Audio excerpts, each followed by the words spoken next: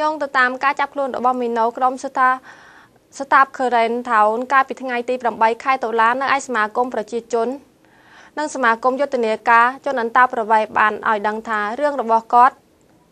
ការចាប់បង្ខំពលករស្នាក់នៅរយៈពេលយូរដោយបង្ខំឲ្យត្រឡប់ទៅស្រុកនោះគឺមិនមែនទេដោយមានការសកស្នើសុំឲ្យរស់នៅជាមួយគ្នានៅក្នុងសង្គមលបាយវប្បធម៌កាលពីថ្ងៃទី13ខែវិច្ឆិកា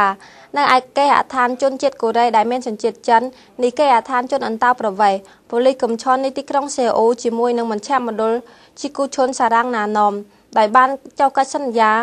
រួបរวมភារកិច្ចជាមួយគ្នា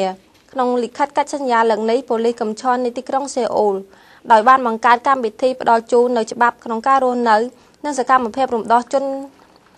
ស្នាក់នៅខុសច្បាប់និងមជ្ឈមណ្ឌលជីគូឈុនសារ៉ាំងណាណមគឺជាអ្នកផ្សព្វផ្សាយដោយយកទៅតាមកិច្ចសន្យានេះនៅថ្ងៃខាងមុខ MNTV ផ្សាយតាមរលកធាតុអាកាសដើម្បីបងប្អូនជនអន្តោប្រវេសន៍